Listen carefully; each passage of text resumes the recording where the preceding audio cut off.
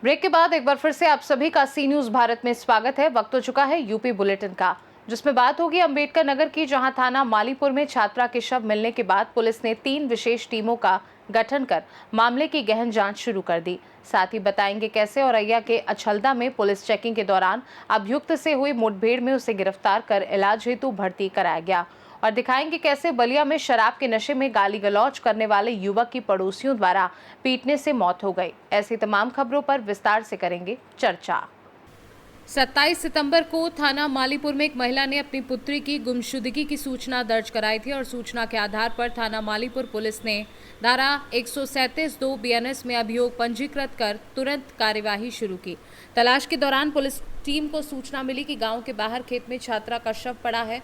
Police तुरंत मौके पर पहुंची और शव को कब्जे में लेकर पंचायतनामा भरकर पोस्टमार्टम हेतु भेज दिया है।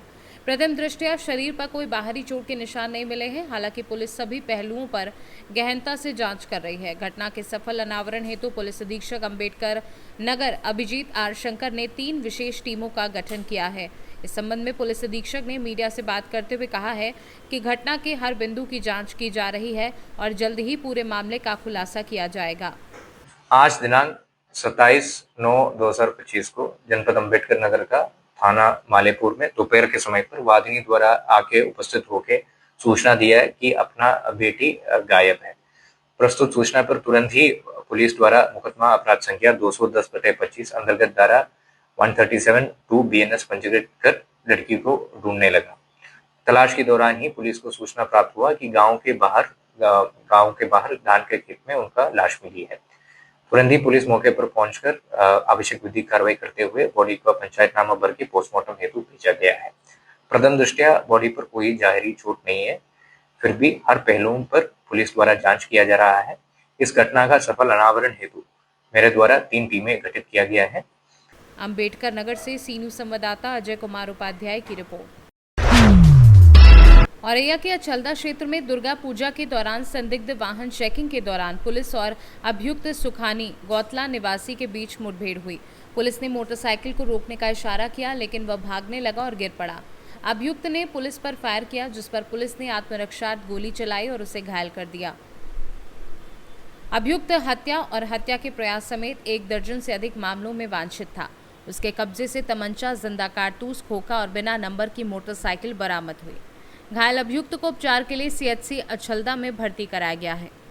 औरैया से सी न्यूज संवाददाता राजेश मिश्रा की रिपोर्ट। बलिया में एक युवक शराब के नशे में अपनी पड़ोसियों से गाली गलौज कर रहा था। गाली गलौज इतनी नागवार गुजरी कि पड़ोसियों ने युवक को जमकर पीटा, जिससे युवक के सिर में गहरी चोट लगी और वो जमीन पर गिर गया। ग्रामीणों ने घायल युवक को PHC मनियर पहुंचाया, जहां डॉक्टरों ने उसे मृत घोषित कर दिया। पूरा मामला मनियर थाना क्षेत्र के वार्ड नंबर 14 से जुड़ा हुआ है। इस मामले को लेकर पुलिस अधीक्षक ओमवीर सिंह का क्या कुछ कहना है, आइए आपको सुनवा देते हैं। यहाँ करीब 5 बजे के करीब थाना प्रभारी को ये सूचना मिली थी कि यहाँ एक गुप्ता परिवार है और एक मुहर्रम का परिवार है। तो मुहर्रम से कुछ मारपीट हुई है। इस सूचना पर तत्काल यहाँ आए तो जानकारी हुई कि जो मुहर्रम नाम का व्यक्ति है वो कुछ गाली गलौज दे रहा था। पास में ही रहने वाले 2 भाई हैं, मनीष गुप्ता और रजनीश, और इनकी माताजी, इनके द्वारा उसके साथ मारपीट की गई, जिसमें वो गिर पड़ा, चोट लगी उसके सिर में। यहाँ से तत्काल PHC भेजा गया मुहर्रम को, और वहाँ से जिला अस्पताल जब रेफ़र किया गया तो मृत घोषित कर दिए गए हैं।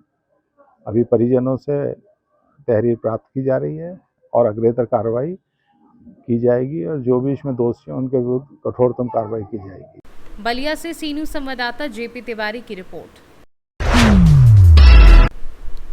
बलिया में नाबालिग से दुष्कर्म करने वाले एक आरोपी को पुलिस ने मुठभेड़ के दौरान गिरफ्तार कर लिया। पीड़िता ने पकड़ी थाने में शिकायत दर्ज कराई थी कि उसकी नाबालिग बेटी के साथ 2 लोगों ने दुष्कर्म किया है। पुलिस ने पॉक्सो एक्ट सहित अन्य धाराओं में मुकदमा दर्ज कर जांच शुरू कर दी और एक आरोपी राजकुमार निवासी सुखपुरा को गिरफ्तार कर लिया।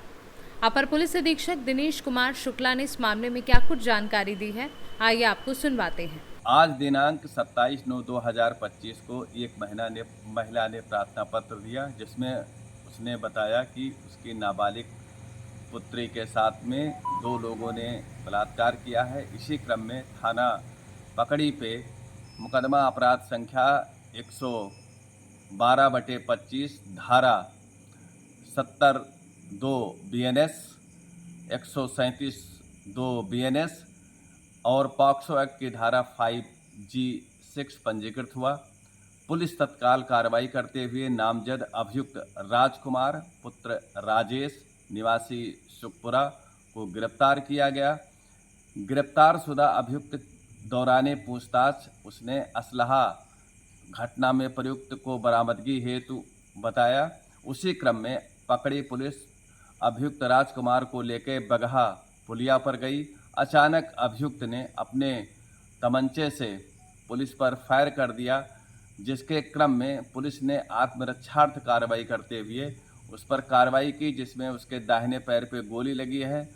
अभियुक्त के पास से एक अदद 315 बोर तमंचा, 2 खोखा कारतूस, 1 जिंदा कारतूस बरामद हुआ है।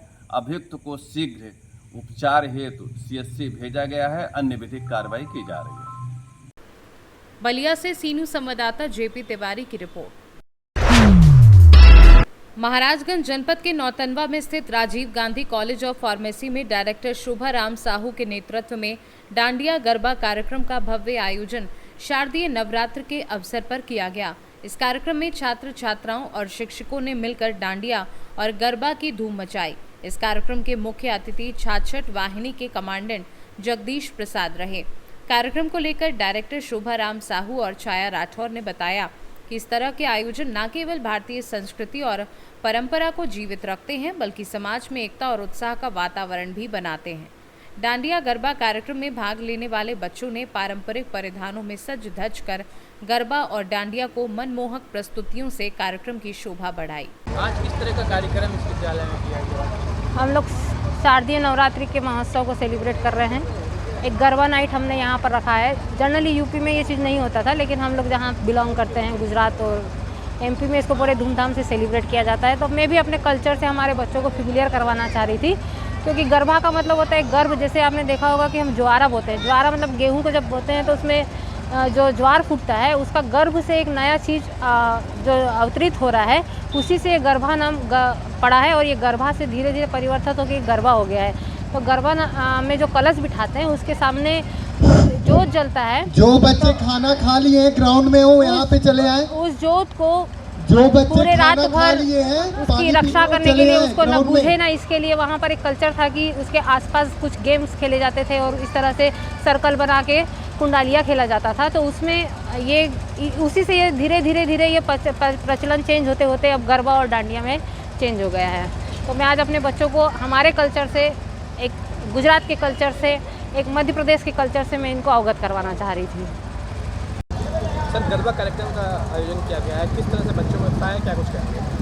शारदीय नवरात्रि पर्व पर डांडिया का प्रोग्राम हमारे Rajiv Gandhi college of pharmacy में बड़े धूमधाम से सभी छात्र छात्राओं के साथ मिलकर मनाया जा रहा है, जिसमें हमारे संस्कृति एवं परंपराओं का झलक देखने को मिलता है। और नए उत्साह के साथ बहुत ही उत्साहित होकर सभी बच्चे इस डांडिया के कार्यक्रम को सफल बनाने में लगे हुए हैं।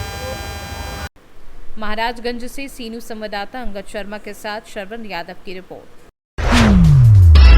महाराजगंज जनपद के नौतनवा में स्थित white house the marriage hall में नौतनवा के पूर्व चेयरमैन गुड्डू के नेतृत्व में डांडिया गरबा कार्यक्रम का भव्य आयोजन शारदीय नवरात्रि के अवसर पर किया गया। इस कार्यक्रम में पूर्व चेयरमैन नायला खान सहित क्षेत्र की सैकड़ों महिलाओं ने मिलकर डांडिया और गरबा की धूम मचाई। इस कार्यक्रम के मुख्य अतिथि पूर्व चेयरमैन गुड्डू खान रहे। कार्यक्रम में मां काली और मां नवदुर्गा की भव्य झांकी भी देखने को मिली, जिससे कार्यक्रम में 4 चांद लग गए। वहीं सुरक्षा की दृष्टि से नौतनवा थानाध्यक्ष पुरुषोत्तम राव सहित पुलिस की संयुक्त टीम मौजूद रही। कार्यक्रम को लेकर पूर्व चेयरमैन गुड्डू खान ने क्या कुछ बताया, आइए आपको सुनवा देते हैं। देखिए, विगत 2 साल से अब की तीसरा साल है ये गरबा कार्यक्रम, गरबा महोत्सव जहाँ गुजरात में होता था, महाराष्ट्र में होता था, बड़े बड़े शहरों में होता था। इस गरबा कार्यक्रम को मैं नौतनवा में लेके आया अपनी बेटियों के लिए, अपनी बहनों के लिए, क्योंकि ये लोग टीवी पे देखती थी। आज उन्हें हम प्रत्यक्ष दिखा रहे हैं। हमारी बेटियां, हमारी बहनें माता रानी के चरणों में गरबा कर रही हैं। एक अद्भुत नज़ारा, एक अद्भुत माहौल बना हुआ है। नवरात्र के इस पावन पर्व पे ये संदेश देना चाहते हैं कि हम लोग सभी लोग एक हैं, माता रानी शक्ति हैं। सारे लोग मिलकर इस गरबा में भाग ले रहे हैं और माता रानी की आरती कर रहे हैं। महाराजगंज से सीनू संवाददाता अंगद शर्मा के साथ शरवण यादव की रिपोर्ट। खबर शाहजहांपुर से है, जहां ओसीएफ स्टेट श्री रामलीला एवं प्रदर्शनी समिति के सचिव राममोहन अग्निहोत्री के द्वारा शाहजहांपुर में हर साल एक बहुत ही विशाल मेले का आयोजन किया जाता है, जो कि इस साल मेले का आयोजन ओसीएफ स्टेट के सचिव राममोहन अग्निहोत्री के द्वारा किया गया। उन्होंने बताया कि इस मेले में दूर दूर से भारी संख्या में लोग मेला देखने के लिए आते हैं, जिससे मेले की सुंदरता बढ़ती है। मेले में आने वालों को किसी भी तरह की परेशानी का सामना न करना पड़े, उसके लिहाज से सुरक्षा व्यवस्था मेले में आने वालों के लिए पर्याप्त रहती है। शाहजहांपुर से सीनू संवाददाता फसाद खान की रिपोर्ट। अलीगढ़ मंडल के डीआईजी प्रभाकर चौधरी ने शनिवार देर शाम एटा पहुंचकर भारी पुलिस बल के साथ कोतवाली नगर से मुख्य मार्ग पर और रामलीला मेले में फ्लैग मार्च किया। उन्होंने एसएसपी एटा श्याम नारायण सिंह के साथ रामलीला में आने वाली भीड़भाड़ और रावण दहन करने वाले मैदान का निरीक्षण किया। उन्होंने कहा कि जो भी आई लव मोहम्मद के पोस्टर लगाकर माहौल बिगाड़ने की कोशिश करेगा, उनके खिलाफ सख्त कार्यवाही की जाएगी। कहा कि ड्रोन कैमरों और सीसीटीवी से ऐसे लोगों पर कड़ी नजर रखी जा रही है। ये काम पूर्व से भी किया जा रहा है। कासगंज के गंज ढूंढवारा में आई लव मोहम्मद के पोस्टर लगाने से दो पक्षों के बीच हुए विवाद और सड़क पर नारेबाजी करने के मामले में उन्होंने बताया कि दो आपसी गुटों के बीच विवाद था, उसकी जांच की जा रही है। उन्होंने इस अवसर पर कोतवाली नगर में बने मिशन शक्ति केंद्र का निरीक्षण किया एवं पुलिस लाइन में पुलिस अधिकारियों के साथ बैठक कर कानून और व्यवस्था की समीक्षा कर आवश्यक दिशा निर्देश दिए। आज आपका एटा दौरा हुआ है, ये कैसे आना? ये देखिए, एक तो त्यौहार का सीजन चल रहा है, सुरक्षा व्यवस्था के दृष्टिगत फुट पेट्रोलिंग भी है, साथ ही मिशन शक्ति केंद्र की स्थापना हुई है सभी थानों में, तो उसी का एक आकस्मिक निरीक्षण था। और जो भी महिला संबंधी अपराध हैं उसका अच्छे से रिव्यू किया जा सके, साथ ही उनकी सुरक्षा व्यवस्था सुनिश्चित की जा सके। कोई छोटी घटना भी आती है तो तत्काल थाने पर अटेंड हो सके और उसमें जो नियमानुसार विधिक कार्रवाई वो सुनिश्चित कराई जा सके।